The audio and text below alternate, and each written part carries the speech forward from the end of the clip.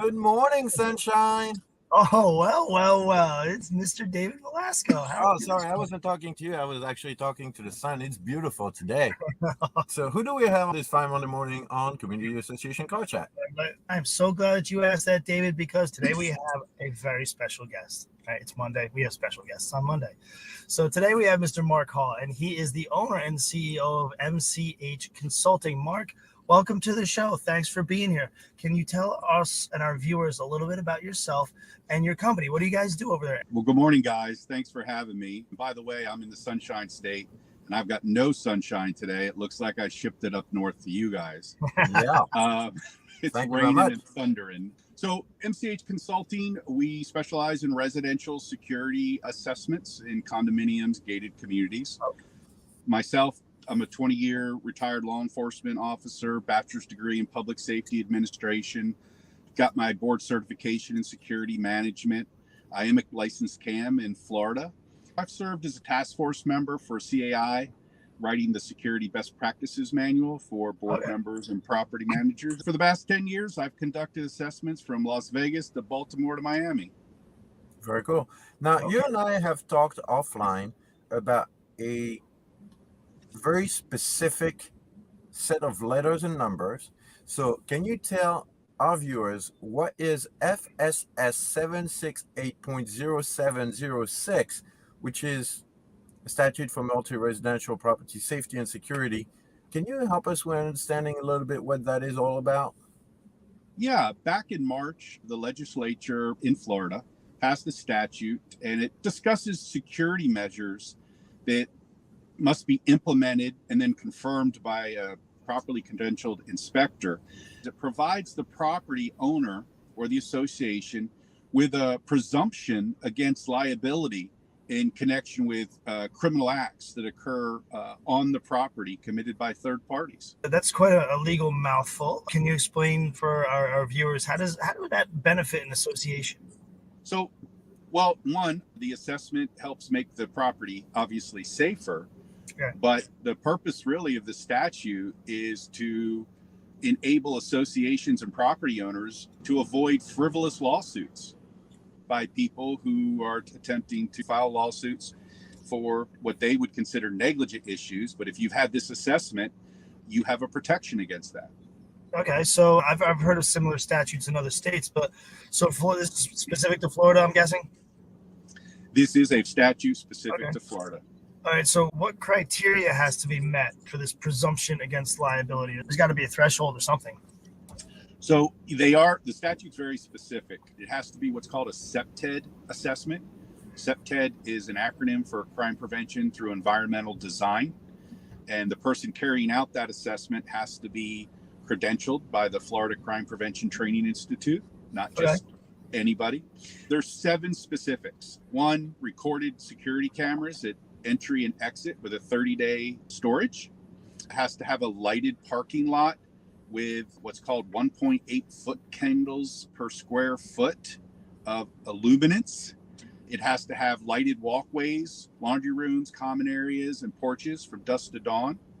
1-inch deadbolts on all the residents' doors. Locking devices for the windows, exterior sliding doors, and other doors not used for community purposes. It has to have locked gates with key or fob access along pool fenced areas. Okay. And you have to have peepholes or door viewers on each dwelling unit. Those are the 7 specific statutory requirements. It has to be reassessed every 3 years. Okay. And then during that 3-year time frame, you have to, what they say, remain in substantial compliance. So basically you have to keep up all these things. You just can't let them fall by the wayside. So all these requirements, at least to me, seems like some things that is fairly attainable and definitely reasonable, right? Yeah. On the other hand, is that only equipment requirement to be compliant with the statute and benefit from it, or is there anything more to it? So the state really broke it down into 2 phases, so to speak. One were these physical security measures. And then secondarily, they're requiring that there be a training with the staff, what they call crime deterrence and safety training. It trains and familiarizes the employees with the security principles, devices, and measures that we just discussed. And that has to be done every 3 years as well, or within 60 days of an employee coming on board after January of 2025. Okay. I think you touched on this earlier, but if we can clarify for the viewers as to who do we call? Who can conduct these kind of inspections? Who can grant the compliance? The statute's very specific about that. And it'll tell you that it can be done by a law enforcement agency or a Florida CPTED practitioner designated by the Florida Crime Prevention Training Institute, which really leaves it to the practitioners because, first of all, law enforcement's not going to want to get involved in something that could end up in a lawsuit. Sure. And quite frankly, they're very busy with other things. So it's really going to fall on these practitioners across the state with this very specific designation. Well, I think it would be really nice if you could find a CPTED that has a law enforcement background. What do you say, Steve? I was trying to think if there's anybody that I know that might qualify, just like what you said there. Oh, how about this guy? Yeah. All right. So how can MCH Consulting assist a community to acquire this inspection, the training, implement the equipment that's needed, or make the changes, have the recommendation to make it happen? We can absolutely assist communities because it's not just condos, it's rental communities. Basically, the statute says anything with 5 or more dwellings on one parcel is going to be required to do this. So we're connected with a whole network of practitioners across the state of Florida and organizations of peers. If you contact MCH Consulting, and you can do that through mchconsulting.net and reach out to us, we'd love to help you, to provide you a proposal or connect you with the properly credentialed practitioners. There will be people out there who try and pitch this and they don't have the proper credentials from the proper place. So we will certainly help all of your viewers in any way, shape, or form. Just reach out to us through the website.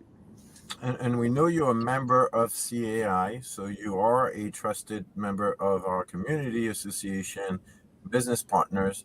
So good job for being part of CAI, Mark. It definitely gives credit. But now on the show, we'd like to give our guests an opportunity to thank somebody who's been influential in their career. We'd like to give you the microphone and give a shout out to somebody, Mark. So the microphone is yours. Go for it. You know, I travel all over the U.S. and I do these security assessments. I work with property managers, and I just am in awe of what they do, what they put up with. Today, my shout out would go to all those property managers who are doing the job, putting up with you know what, and just making the communities as safe and secure as possible. That's a special breed. So I think that's where the shout out should go today. That was a good one. Absolutely. Thank you for joining us, Mark. We appreciate knowing about you and what you do. We look forward to have more conversation. As we know, the market for insurance is getting more and more difficult all over the U.S., especially in Florida. So people, pay attention, stay ahead of the curve. Call Mark Hall. Thank you. Thank you very much. See you, everybody. We'll see you next week for the next episode of Community Association Car Chat.